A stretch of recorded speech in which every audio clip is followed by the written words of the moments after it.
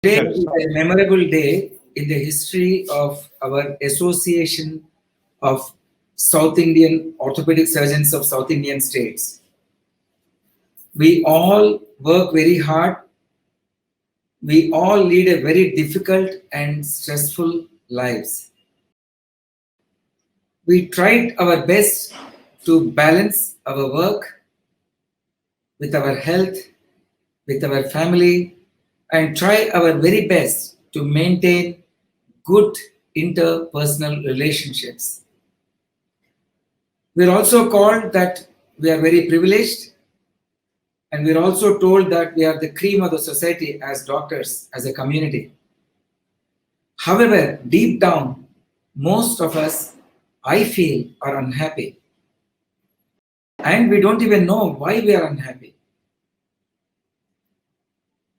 Then comes the question, how do we lead a more happy life?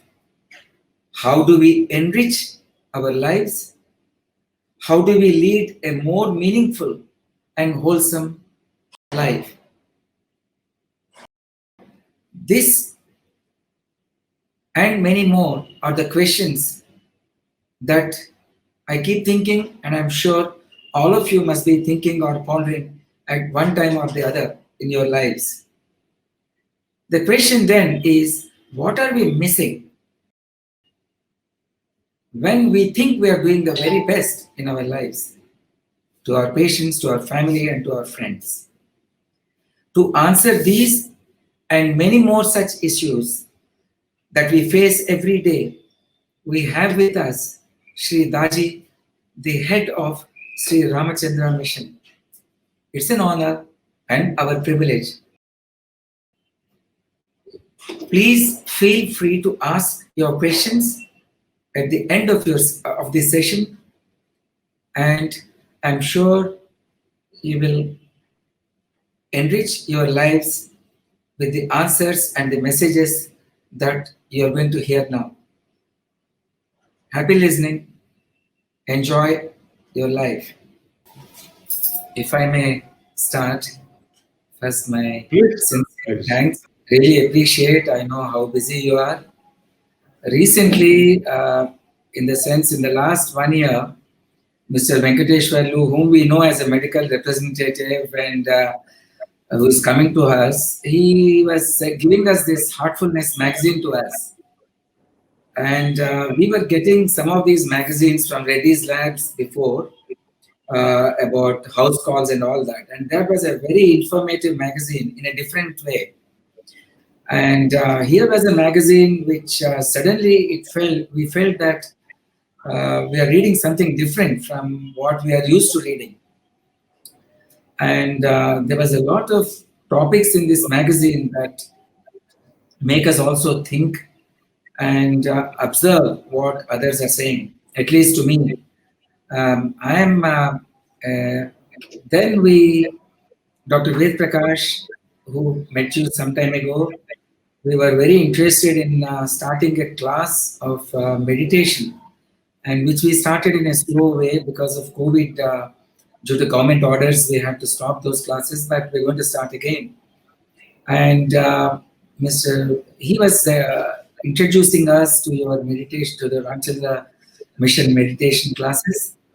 And we heard your videos. And then I found that this is the most difficult thing to do. I'm a spine surgeon. And I'm very proud to say that I do one of the most complex surgeries ever anybody can think of in small babies to adults. And we do very long surgeries, 10 hours, 11 hours, 8 hours, 10 hours. This is our life. But I thought that it is far easier to do than do meditation. And as I was meditating, my mind was wandering even more than what it does every day. But still, we were trying to improve ourselves in these meditation classes. And that is when I thought that we should take some advice from you to the doctor community.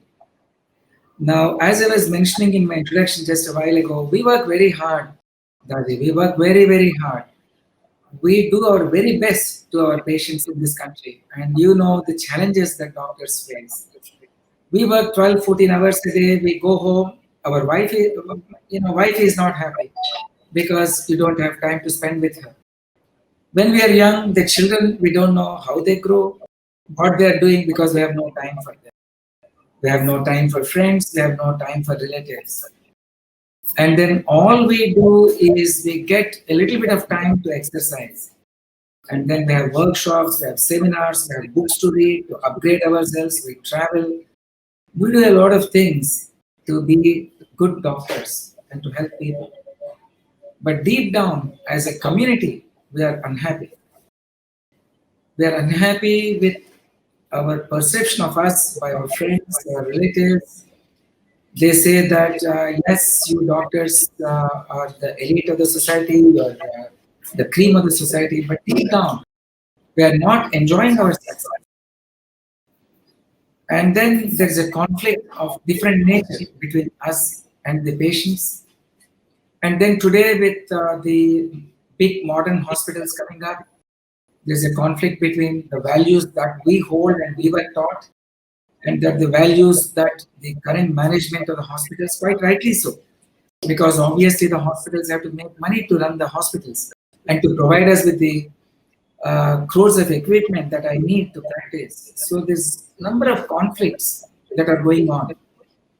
And in this scenario, we turn to some lectures on YouTube and here and there, and then we hear that you do meditation, you what you call try to have positive thoughts. Then they say that as Lord Krishna said, forget your rewards, work hard. All this we keep hearing, but it's not easy for us to put that into practice.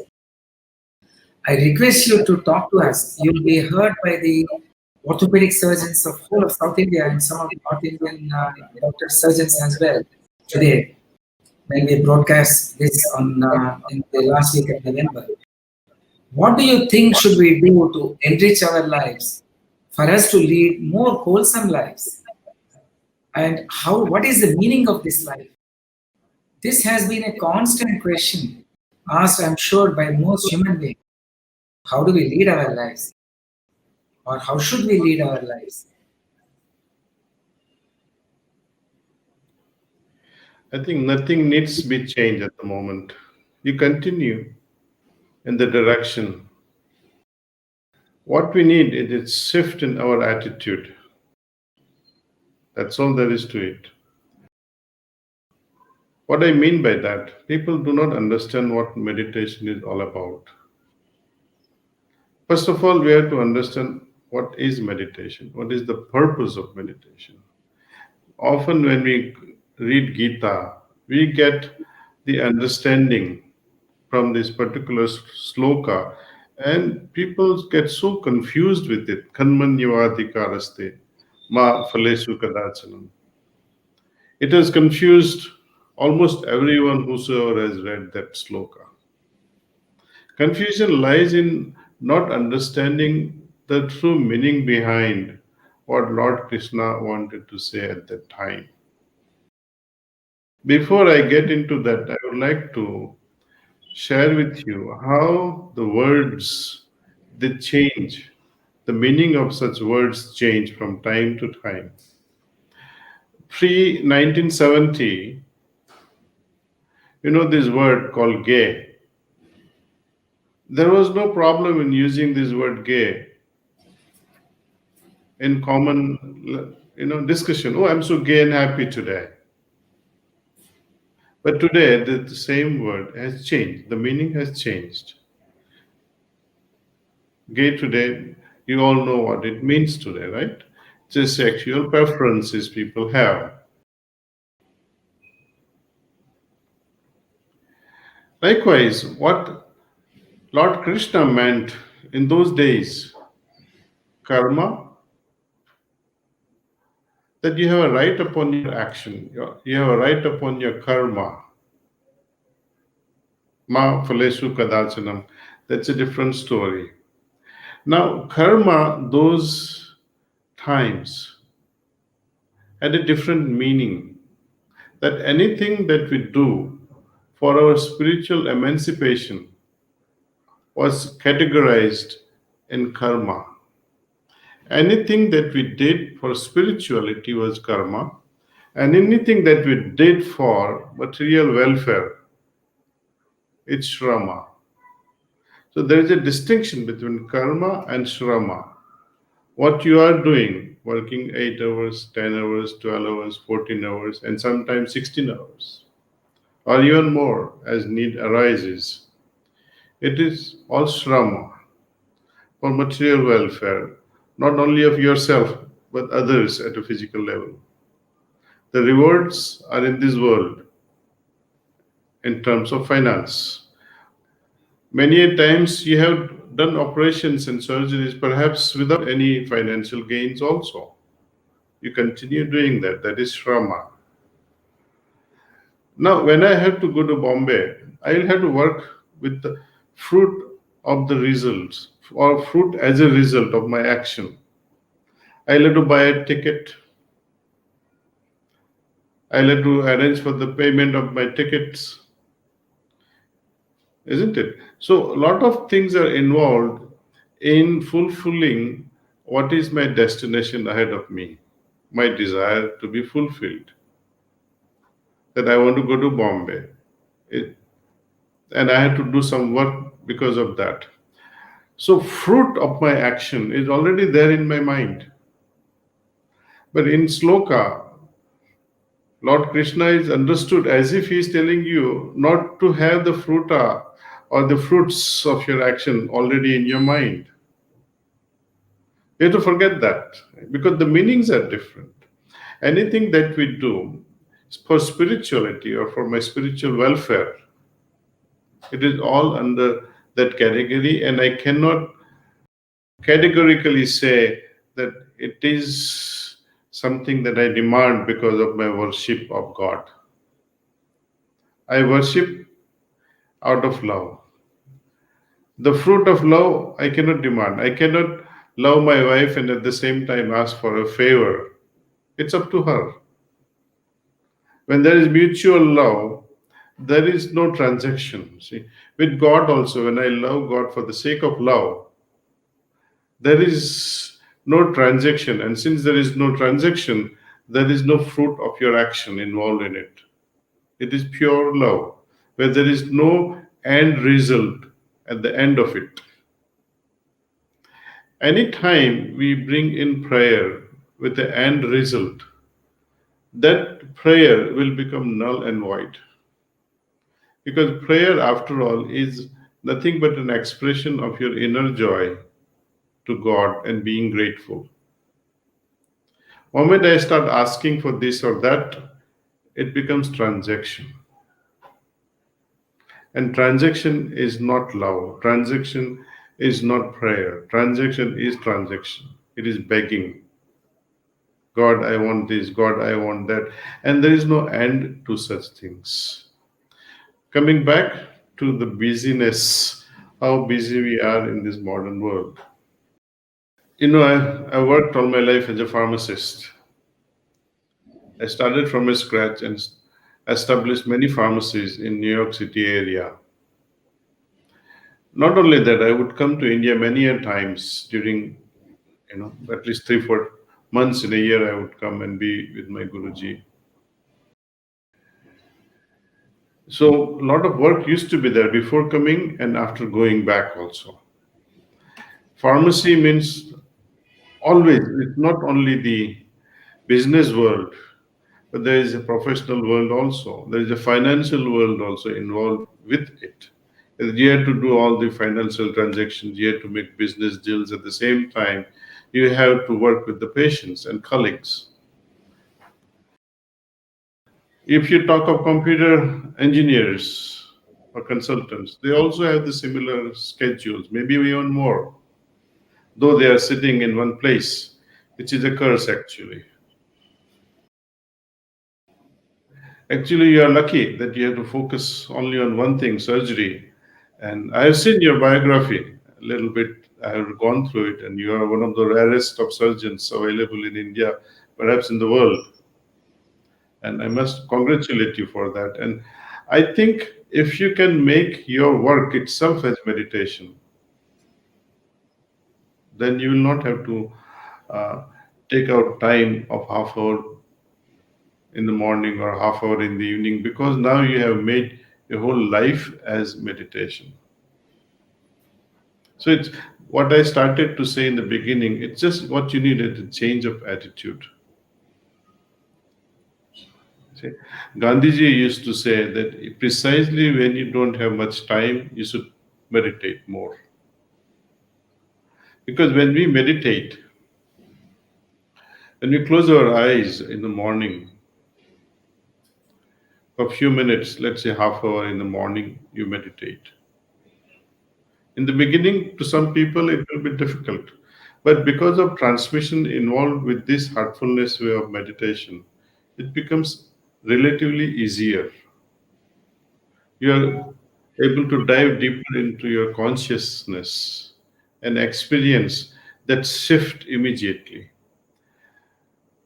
Having experienced that shift and new level of consciousness, you get used to that peace inside. And with that peacefulness, we go into the working environment. And with that, we work. Now, what magical things can happen now and then is this, that we are able to avoid unnecessary things.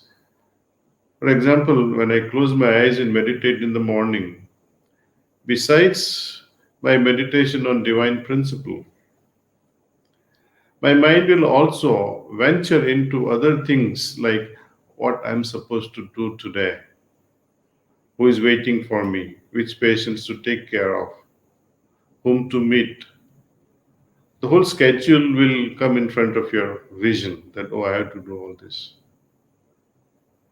And when you go through that structure, you will be able to prepare yourself so well mentally. At the same time, you'll be able to discard, oh, this is not worth doing. I will not do this. I will not attend to this. So you're able to save a lot of time that way. And when you have a topic in front of you already and you are mentally prepared, I think further you save a lot of time in that, because something that you go unprepared and start working, it consumes more time. But you're mentally prepared so well ahead of time that you save time actually.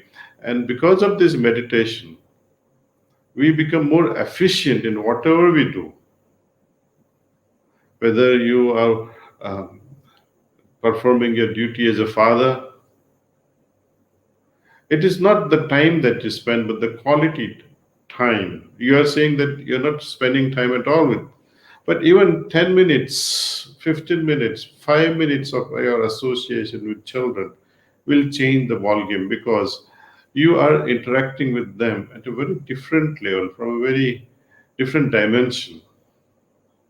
As far as wives are concerned or husbands are concerned, see,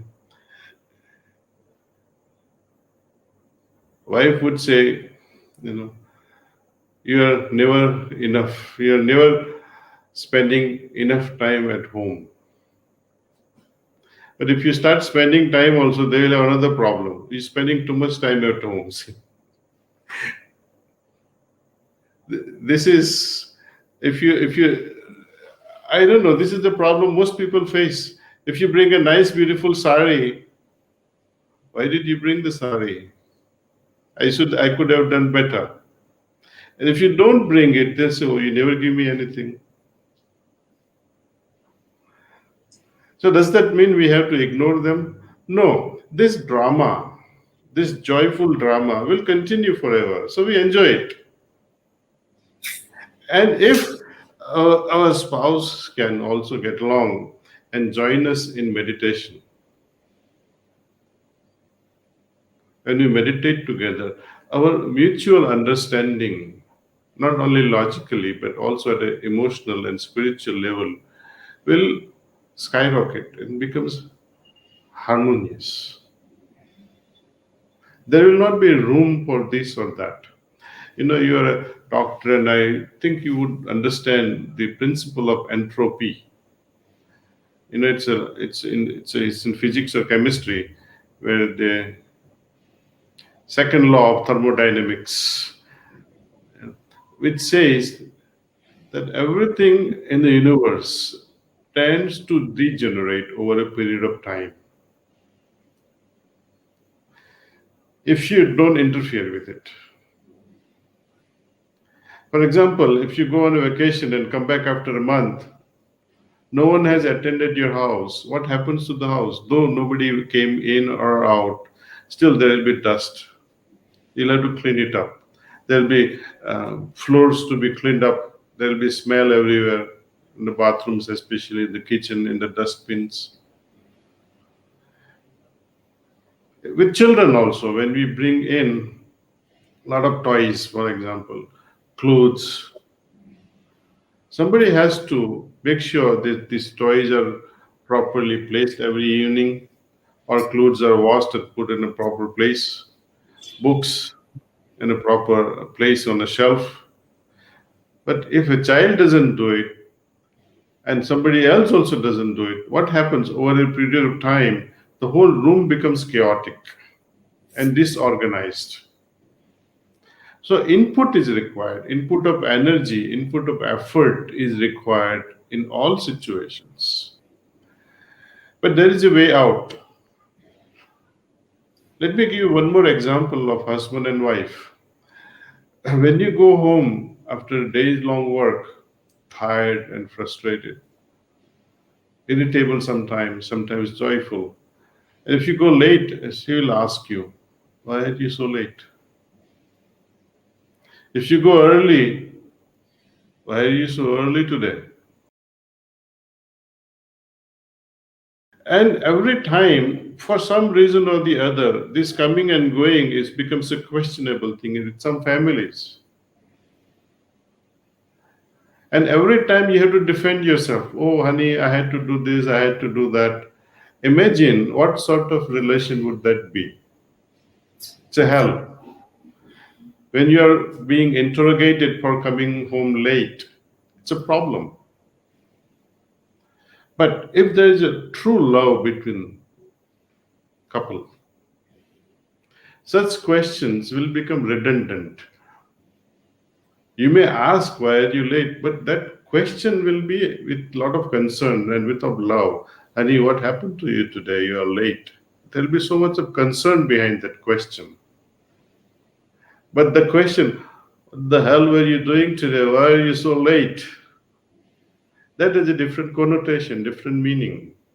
Now, what is the energy input that would be required in maintaining such relationship? It will always be incremental in a relationship which is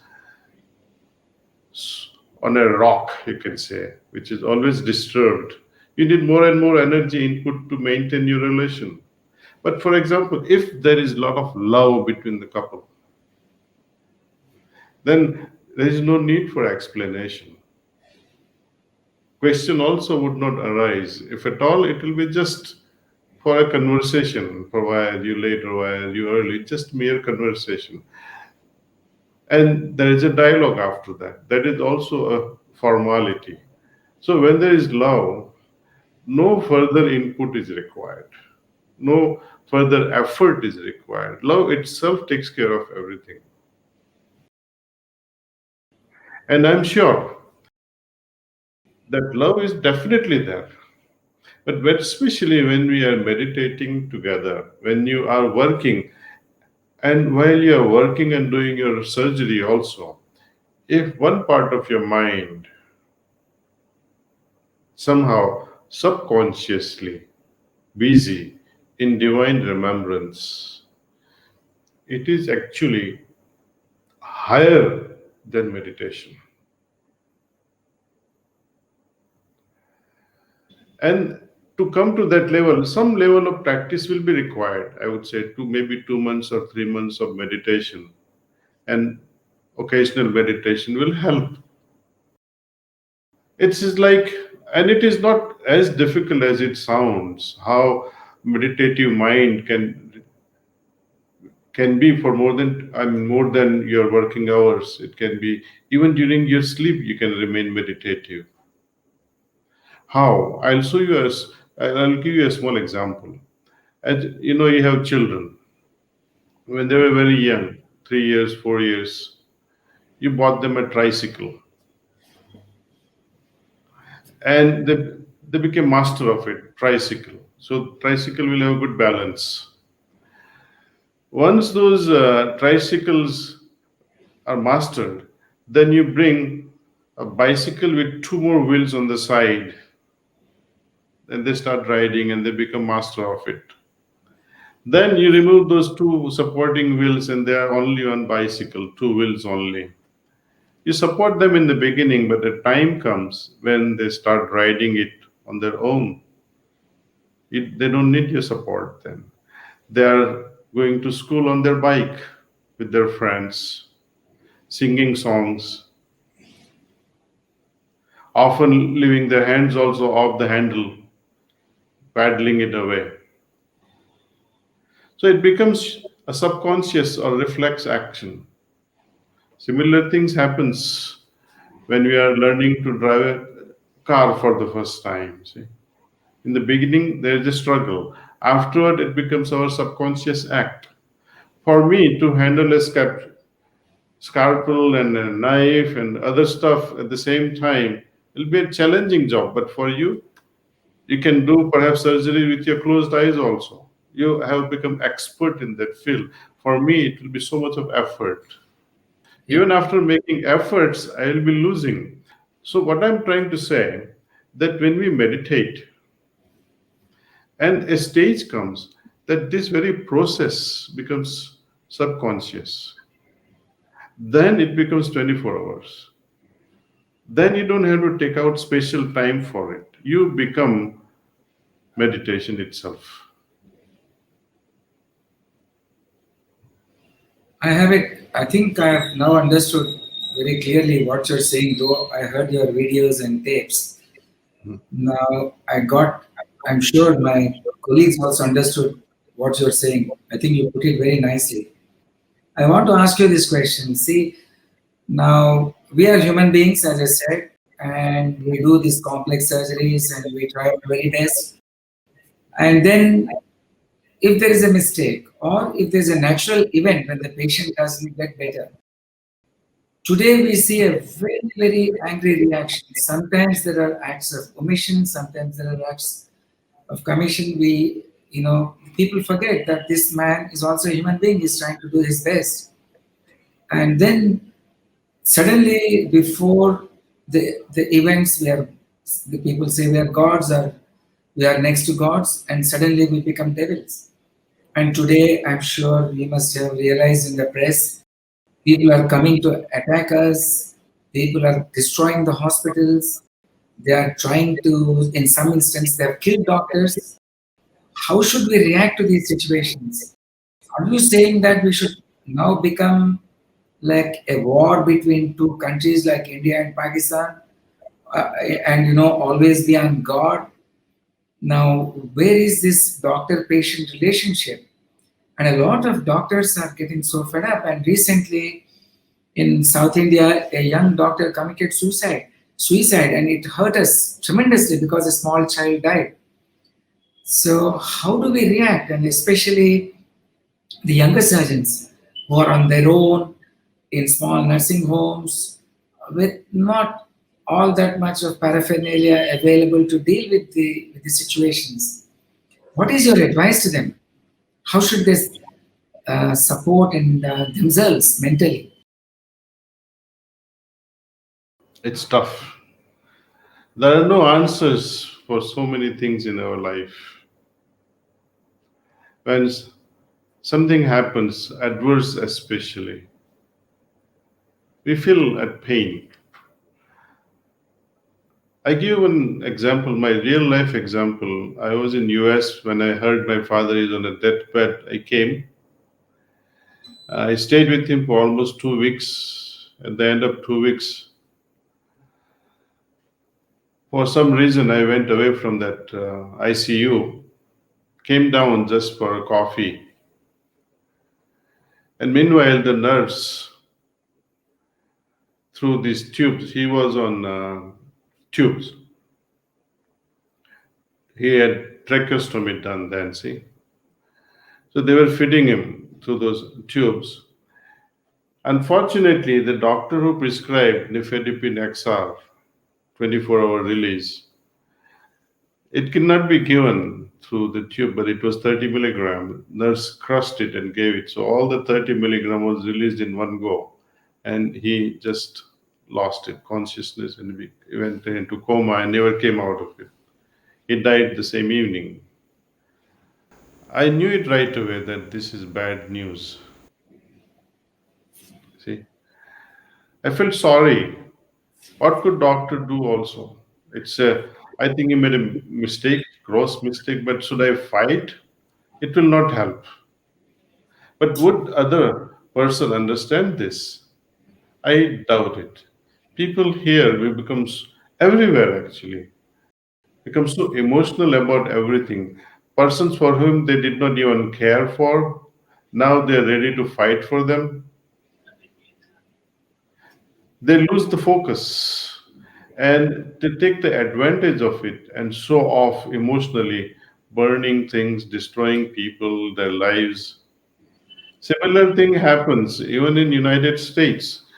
A very good friend of ours, she was rather a gynecologist, obstetrician, and there were so many lawsuits, even minor things, and insurance companies were there, of course, to pay.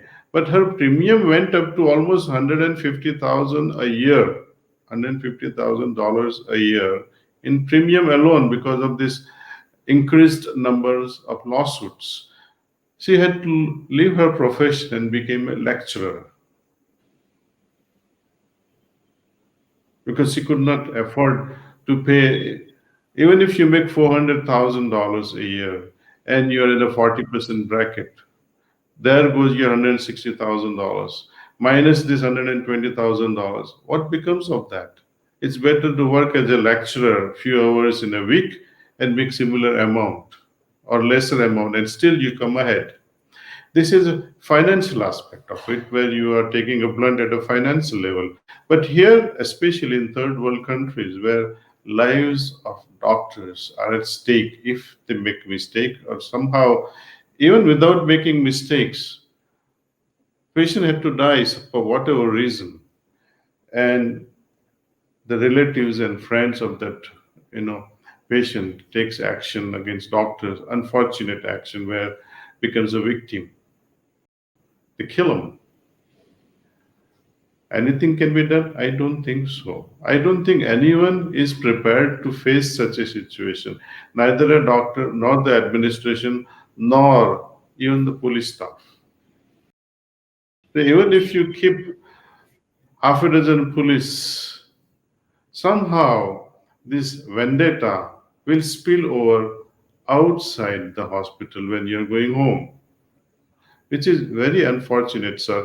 And I'm sorry, I don't have a right answer to give you that can satisfy that what if commission and omission results in such violence. Is there anything to protect ourselves? I don't think so. You have to prepare and become defensive somehow. I take it for granted that surgically all the procedures were done properly, and despite of that, when the relatives take violence into their hands, it's not in your hands, it's not in our hands. And when such thing happens, you know well that it's dangerous to go outside. Protect yourself. But Now, how long? if, yeah, I understand what you're saying. Now, if the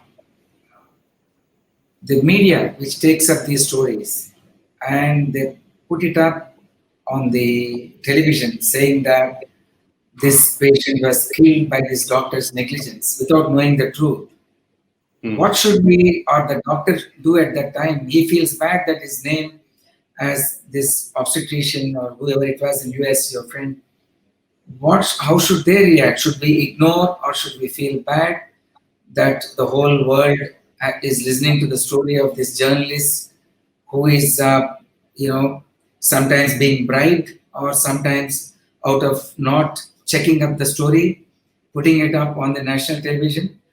What do you think? Should we ignore that and carry on with our lives? I don't think so. I don't think you should ignore it. And it cannot be ignored. But what else can be done? You see, these days, as you correctly say, there are many journalists for the hot news, they say, that will make them famous. They're looking for some stories. This is the danger in our country, especially, where journalists are taking not only the doctors but other politicians, other spiritual leaders also at ransom. That if you don't do this, it is this. Under the circumstances, what can you do is administration of the hospital should become very strong and proactive and send out a defense message that whatever has happened and say the truth. People will understand. And people these days also understand that the journalist is cooking up stories. Raji, I want to take you into a different direction now. Yes, sir. Now, we all were brought up with deep religious roots. We have somehow not as religious in that sense, you know what I'm saying? As our father, parents, perhaps our grandparents were more religious. Today we have become more materialistic. Now, I hear from people that this running after positions is bad.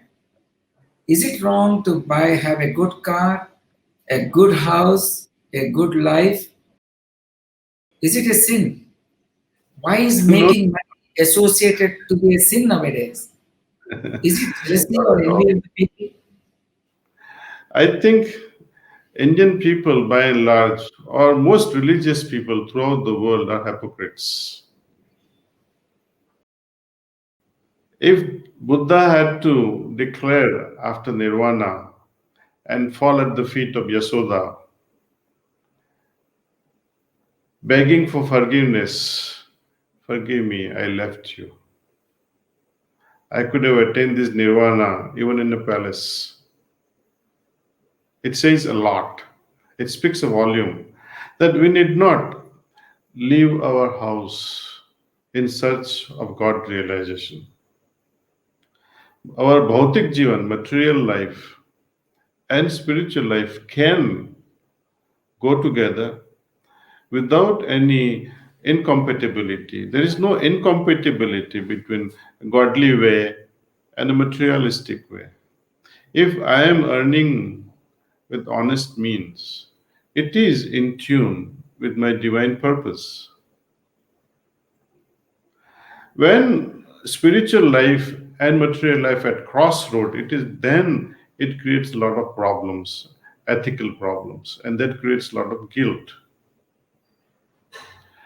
Best would be to integrate my spiritual life. As I was saying you earlier, when I am with my consciousness 24 hours in meditative state, am I not surpassing even my great grandfather in their approach religiously?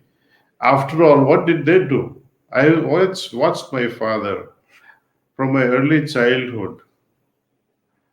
He would wake up at 4, he will do his puja in the house. We had a small little corner in our house where he would do offer puja.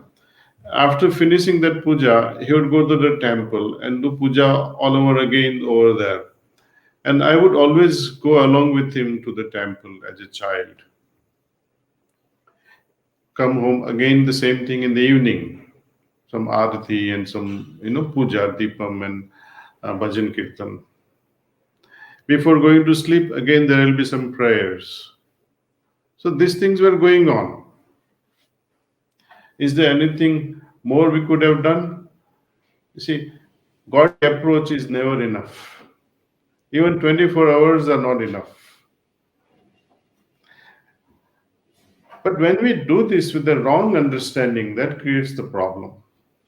When we say God is Antaryamin, Ishwar Antaryamin. God is omnipresent, He's everywhere. If you argue on this two itself, we fall flat.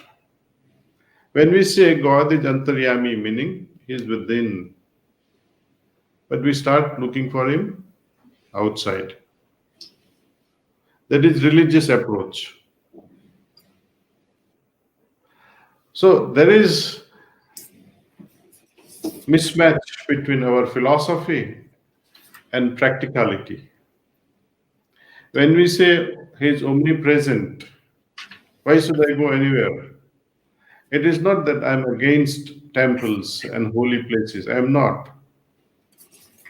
But we are applying this uh, futuristic spiritual condition in the present, something that I would feel at the end of my career, of spiritual career, that I experience God everywhere.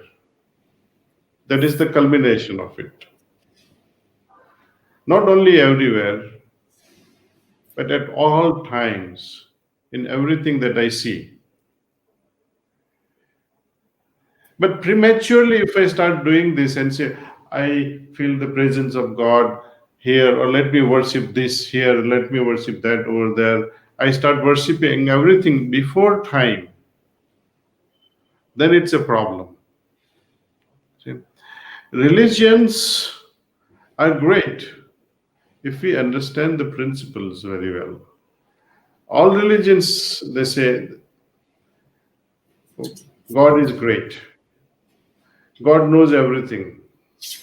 But we continue to do a lot of things which are against the religious principles, despite of knowing the fact that he is all knower. So we go against the theory in our practical life. Spirituality is all about feeling the presence in ourselves and actually trying to honor that antaryami within ourselves. And that's where meditation helps. Even in Gita, people read Gita but don't understand Gita too well. At the end, when Lord Krishna shows Vishwarup to Arjun and say, look, this is me. This is my form, which I have not shown to anyone, but you only am showing it. You are my friend. At the end of it, Arjun asks Lord Krishna that being my friend, you have shown me, I'm very thankful to you. But what others can do, what common people can do, how can they understand you and enjoy your beauty, your form, your divine presence? Then Lord Krishna tells one simple thing to him, that in order to perceive me, in order to feel my presence, look myself in your heart. It's a simple prescription. But we have always looked for him outside, which is unfortunate. We don't even take his advice seriously, but we go on reading without understanding, then it's a problem, see. And all of us, without exception, we follow religion because what if I don't? This question arises in our hearts. What if I don't do this, or what if I don't do that? There is a fear. And there is also this hidden agenda in our heart that if I do this, maybe I might become eligible for better things from God. Maybe I might become eligible for heavens. Maybe I become eligible for more successes in life. So temptation and fear drives many religious beliefs. Daaji, I want to ask you this now that we have come to this topic of religion. Coming to this religion, now you think, as somebody said in India some time ago, now the generation today, the generations that are going to come in future, they're all may not be interested in this heaven and hell business. They're interested today in my laptop, in my computer, in my clothes, in my watch. And would these religions exist if this is the way people are going to think after 50, 70, 100 years? Would not be people more interested in now and here than do something good and worry about this heaven, which nobody knows if it exists or not. And I don't think anybody has ever seen God as they claim to be, some people. And You're very right. clever, they say that see God in yourself. No, it's very. You have raised the right question. Apparently, there is a group. There are groups of children today, youth. Some are so focused and sincere about the truth, the reality. Why are we? What are we? How are we to proceed towards this?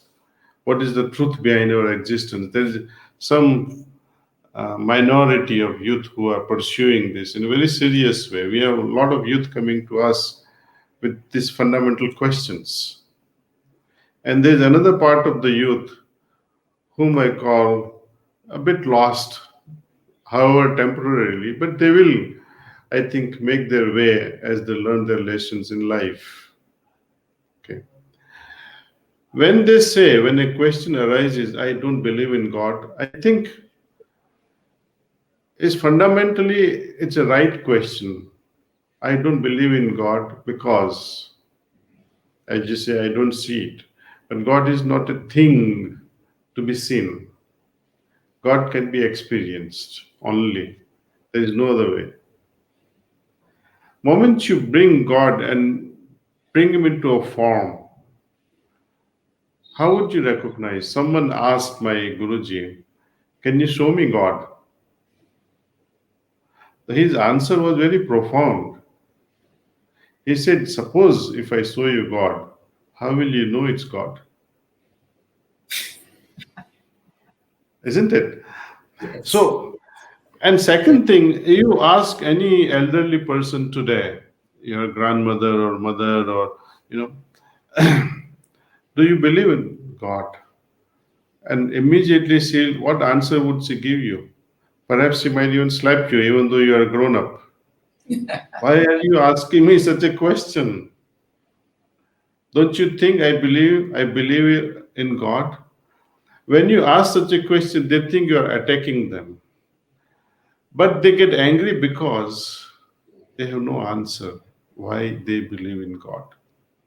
They really have no profound or real answer behind their belief. At the most, they would say, I believe because my mother taught me. I believe because my father taught me. I believe because our religion says so, our books, our sastras say so. So I believe. So my belief is always on the outside because of. But what about you? What do you say about it? Then they keep zero, zap. See, one day I was discussing these things with my father one evening, sometime in 1977. And I asked my father, you've been doing all this for years and years and as much as I notice. Can you tell me the best experience that you ever had with these worships that I can share with your grandchildren? Of course, at that time I was not married. But I put the question like that, that something that I like to share from, what you said me today, I will share it with your grandchildren, your best experience. He kept on thinking, he kept on scratching his head also and said, Kamlesh, I don't know. I just do it. Makes me feel good. It makes me feel as if I have done my duty. I said, towards whom? God is not asking you to do this or that. Why are you doing this? Have you felt anything out of it? Have you become anything after doing all this thing? He said, no. I said, then would you like to experience the presence of something very profound in yourself? I said, yes. So I took him to one of the trainers nearby our village and he sat in meditation. Simple form of meditation, the way you all do. Close your eyes and be receptive towards this incoming transmission with a thought that, my heart is being illuminated with divine presence, with divine light. That's all. And when the work was done on him by the trainer, this through yogic transmission, at the end of meditation, he started crying like a child. I was witness to it, see. And he said, I wasted my life. I said, how so? He said, something that I had been wondering to experience. It has come through today in the very first session. I said, look, you should not feel bad that you wasted. You should not feel like that you wasted your time. All those things have prepared you for this moment. It is not that religion is bad. Religion prepares us. But we should always be open for spiritual experience. See? All these murtis, nothing wrong with it. They are akar. It gives us a direction that move in this direction. But these akar are human made. Like when this Mahabharat movie has spoiled my imagination of Lord Krishna, because each time I think of Lord Krishna, this actor comes in my mind who played the role of Lord Krishna. Yes. You see, and many a times, even Ramayana or even Mother Sita would come in the form of that actress. Yes. Now, is that real? No. And we keep on creating images or photographs of these lords. In the images portrayed by these cinemas. Similarly, the artist imagination through a murti. But when I encounter godly presence in my heart, it will not be through any form, because divine presence is always beyond forms. They say we go beyond akar into nirakar, and still further, we transcend all these things. So I think there is a beauty behind all these things, you see. Though religion gives us a direction, we should not stop there. We should try to go further, venture. As they say, it's an inner spiritual adventure in proceeding towards unknown. Sir, I want to ask you this. Why the hell So, have the generations of Hindus and perhaps other religions too hammered with this fear of hell? That you do this, you go to hell. You do this, you go to hell. You do this, you go to hell. And then you need millions of births, I believe, to reach heaven. Now, how do these people know? Have they sir, this experienced is hell? see, all the religions start with good intentions.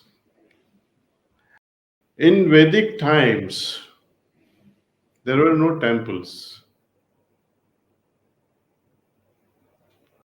Moment you have a temple, you have to have Mathadikari, a priest, and there will be competition of priests, because each one will be just sitting there and making money morning and evening, day after day. And more gods and goddesses you create, you're creating more avenues of income. You worship this, you worship that, you worship this graha, you worship that graha, and you want to remove this particular problem. For everything, there are fees. God doesn't need all that. See, what will God do? It's not God's sake, it is for the sake of the priest. So people have to understand that. But what kind of common man understand? You were just talking about when a patient dies accidentally or naturally in a hospital. There are times when they take matters into their hands and become violent. The same group of people are so greedy that, oh, it's okay, let me invest 100 rupees with this temple or with this priest. Maybe I'll get something much more. Do you So think we it, should give importance to the Vastu that has now uh, gone into every cell of every Indian? Most Definitely so in Hyderabad, everybody talks about Vastu. Then suddenly I realized that people are telling me which that today is this day, today is Rahu Kalam from 11 to 12. Sir, don't do surgery at this time, give anesthesia after 12, we'll shift the patient. Every building in Hyderabad looks in a different direction because of Vastu. Should we, as people, believe in this Vastu with the direction of the house, with the auspicious dates and not so auspicious dates? What do you tell us as doctors? What should we You do? have, I think you have posed many questions that itself can have a separate session, but Yes, I'll be brief as possible. You know, this research on autophagy, fasting, yes, and intermittent fasting, yes, it's taking taking a new trend now. yes, Intermittent fasting or autophagy was quite rampant in India.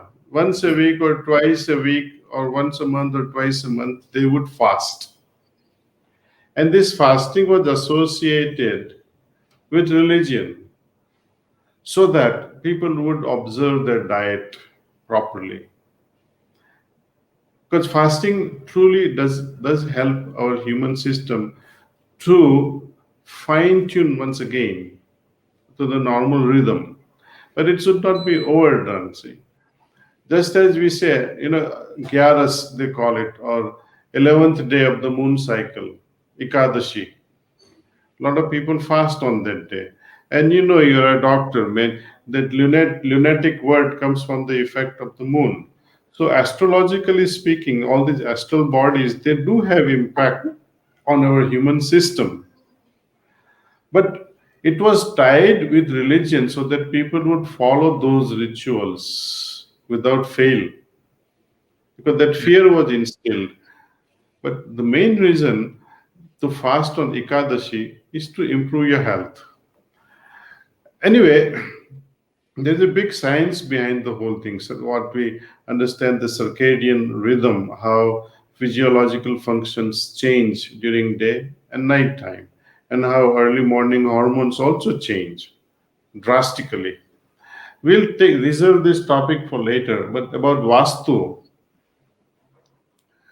Vastu is nothing but choice of direction of various functions of the house or the house itself.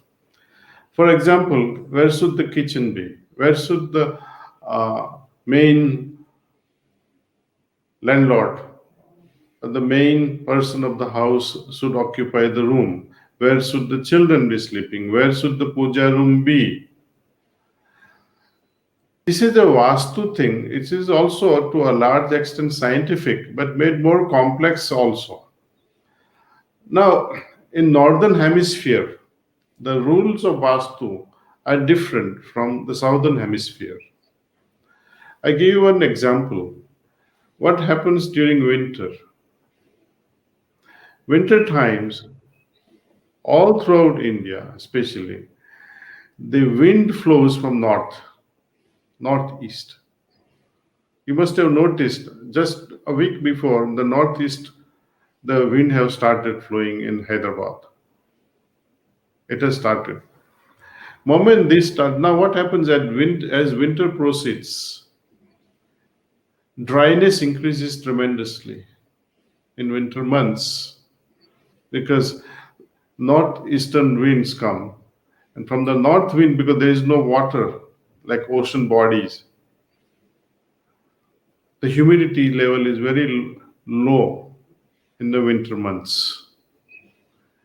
So they say you should have a water body on the northeast side. So as the wind comes, it takes humidity with the wind, and enters the house. It keeps the air moist. So it's a health reason.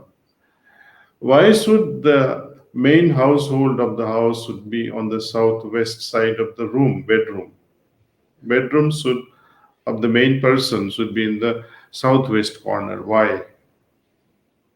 It is because it is the hottest spot in the house.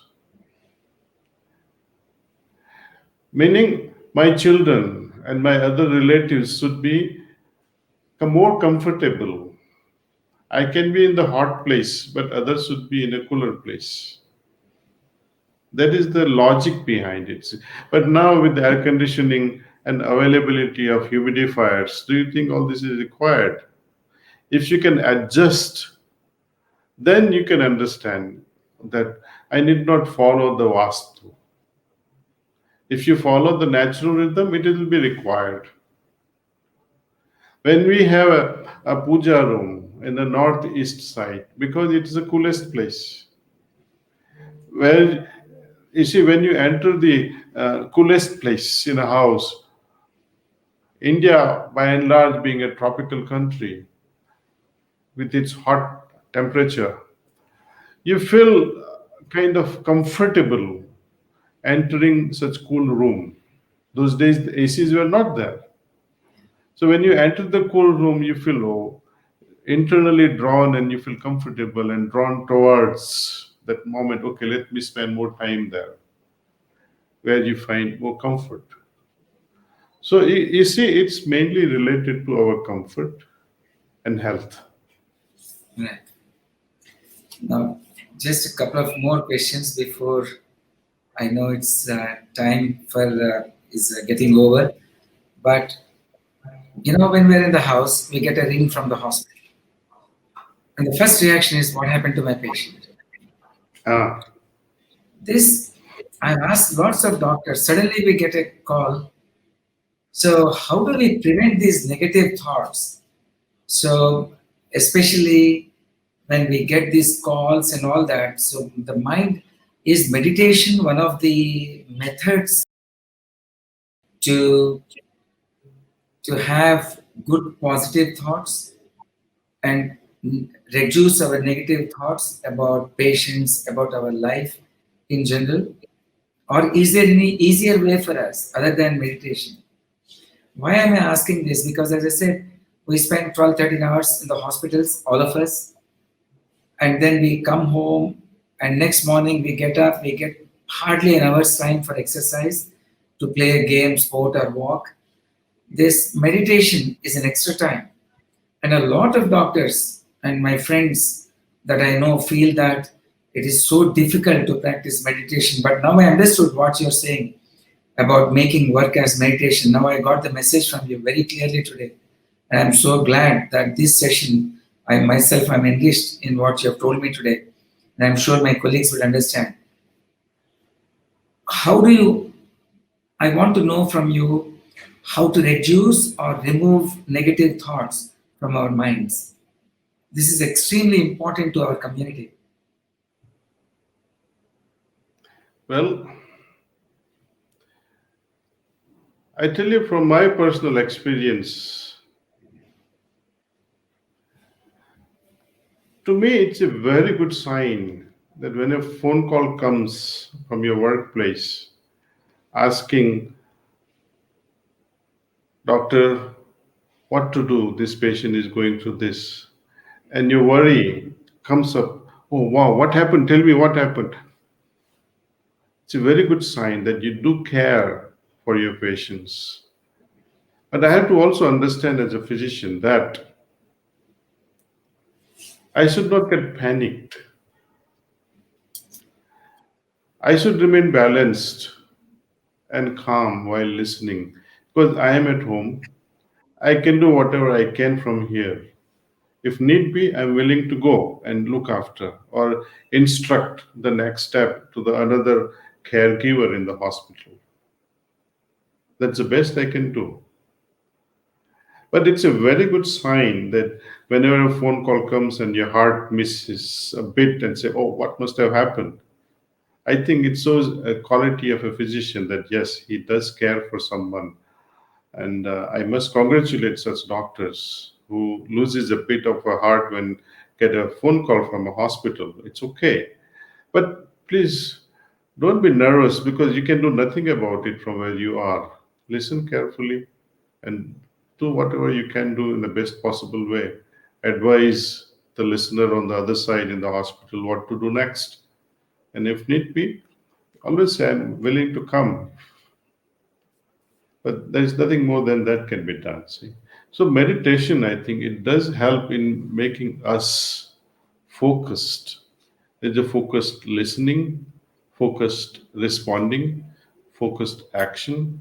At the same time, you are calm, you are peaceful, and doesn't matter what happens around, but you will always remain calm. And when you are calm, you are able to make a good decision actually, without worries and anxieties, because deep in your heart you know you could do only so much. Sir, I want to ask you one last question before I take the final message from you. I know I have So, exceeded the time. Should I worry about the way I dress, what people think about me, what others are thinking about my life, the way I dress, the way I speak, or how much should I give importance to that? Or should I live my life the way I want to live my life? well, there are two things I'll share with you today. There's a big, it's a kind of a jovial statement that there is nothing wrong with the weather. Especially in US, they say this, there is nothing wrong with the weather. It's that you're not properly dressed. If you are shivering, because nothing wrong with the weather outside, you didn't wear the right clothes. Second thing, I once happened to visit one very wealthy person in New York, very wealthy. I was recommended to see him. And as he welcomes me with his cigar, and makes me enter his chambers, said, "Welcome, my son. I've been waiting for you." He was a Jewish gentleman, and I was very happy that a Jewish person welcoming an Indian with so much of warmness in his heart. He makes me sit and said, "Welcome, my son." That moved my heart so much. He must have been 65, 70, and I was in 25 or so. And he was one of the Holocaust survivors, where Jewish people were sent to chambers. He escaped. He was a child of 10 or 11 years of age. He escaped from that place along with his friends and came to New York. That softened his heart so much. Anyway, afterward, he told me, because I just went like an Indian, pant and shirt, and nothing. I didn't take any flowers, or I didn't take any gift. I just went. He's calling me, so I went there as a pharmacist. And he gave me a beautiful advice. He said, whenever you visit an elder, you must wear a tie. Very tight. Wear a tie and go. I said, why so? He says, it's not for yourself. It is not that you want to look good. It's good. It makes you look good, no doubt. But it shows respect for the other person, that you do care. That I am in the presence of such an auspicious person, such a good man, that I show my respect by dressing well. See. So there are many reasons why we dress well, dress appropriately for the occasions. See. And when you go to a temple, you have to wear accordingly. When you do your yoga, you wear accordingly. When you go to night sleep, you wear accordingly. You see. So I think, and based on weather, we have to wear accordingly. See. It's mainly for our comfort and also to show respect to others. And this is one way of showing respect to others when you dress properly, especially in the Western world. And nowadays in India also, when you, like yourself, you see, when you're wearing a tie, and it shows that you respect your audience. You had a choice of sitting there in a t-shirt, but that would not present yourself and respect others at the same time. See? So I think dress does matter tremendously, actually. And how much importance should I give about what people think about me? Well, if you worry about that, you will not lead your life peacefully. I think, does your heart agree with it? You do it. And more meditation we do, you'll always get the right signal of what to do and especially what not to do. Because, heart speaks always this thing, oh, don't do this. But you rarely get a signal, heart saying, do this. You noticed? Yes. When something goes wrong, your heart Yes. tells you right away. But when your surgery has gone correctly, heart doesn't congratulate you.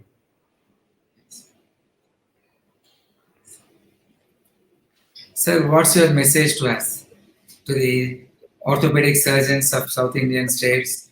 I think you have certainly cleared my mind on many things, and I'm ever so grateful to you.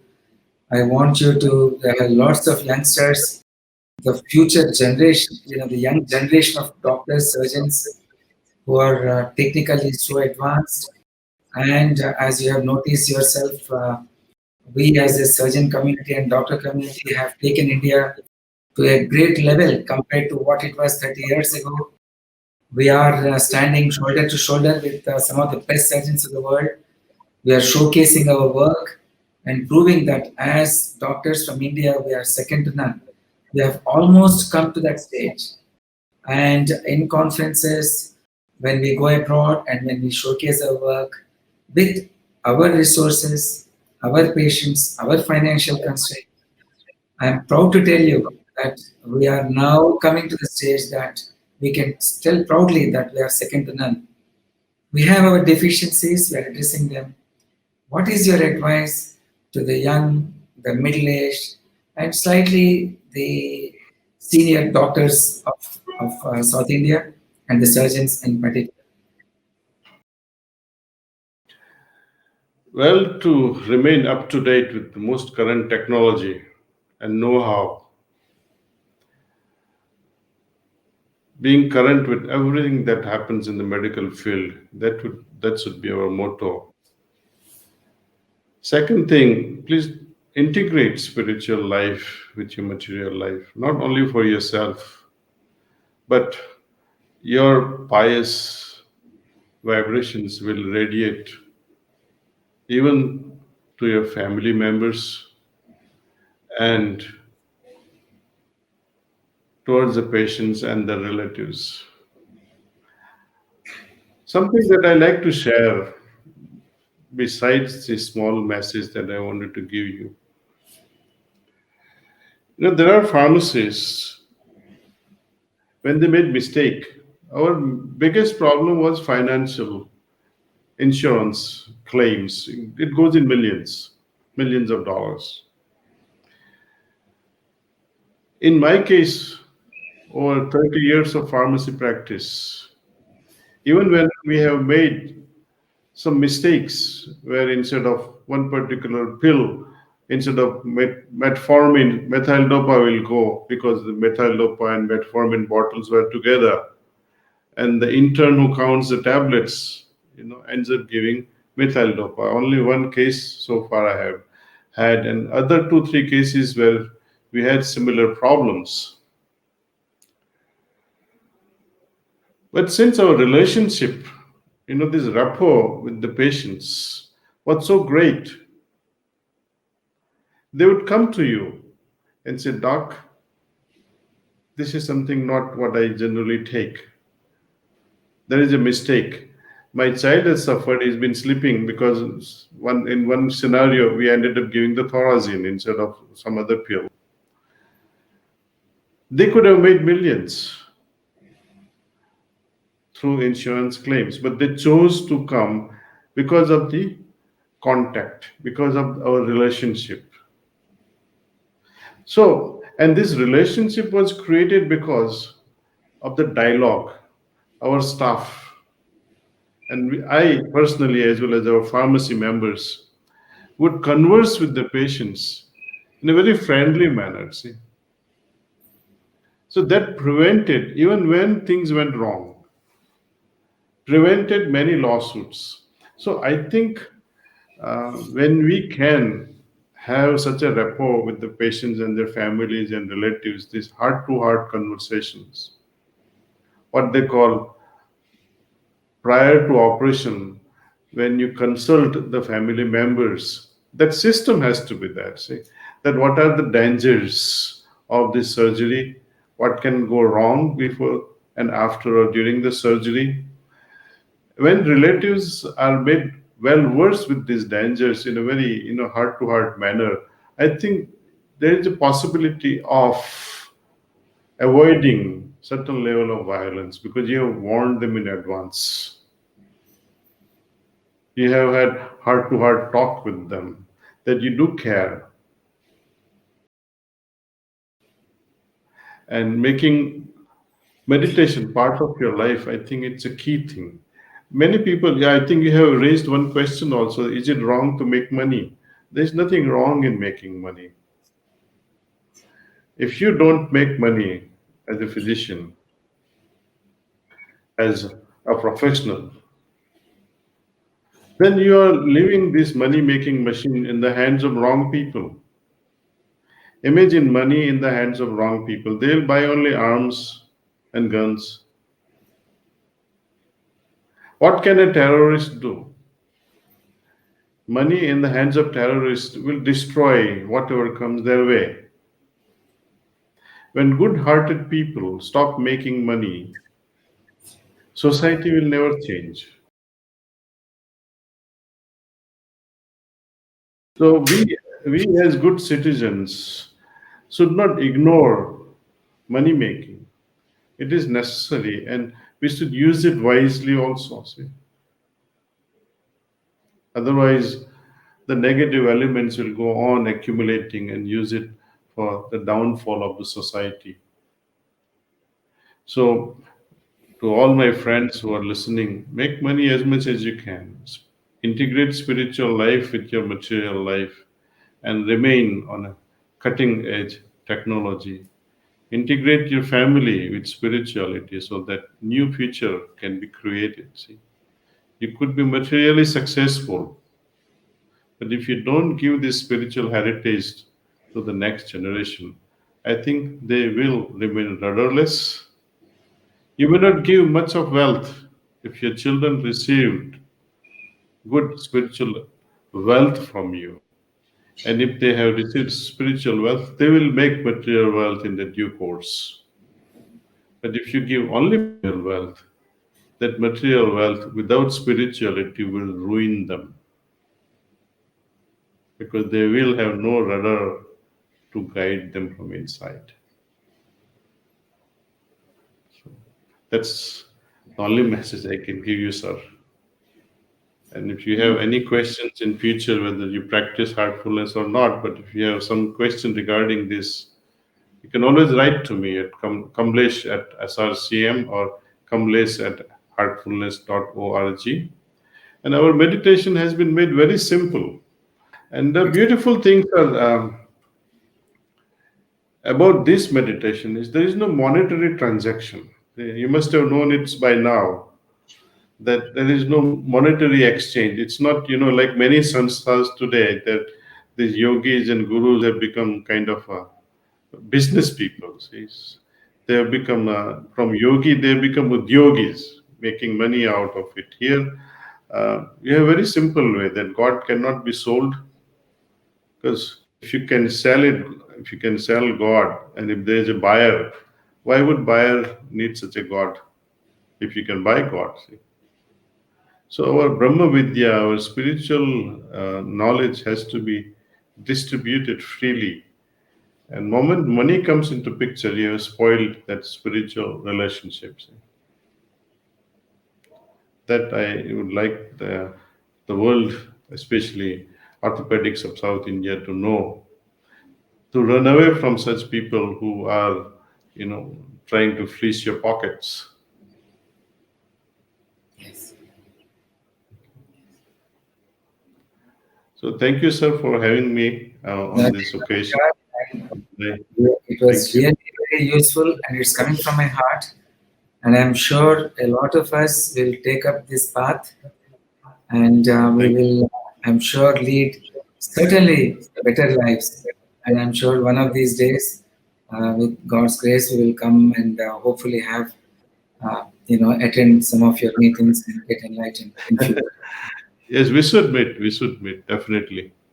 Thank you very much, Thank sir. you. And I really appreciate your time. I know how busy you are, and I'm sure you have done a great service to our society and our youngsters, as I said before.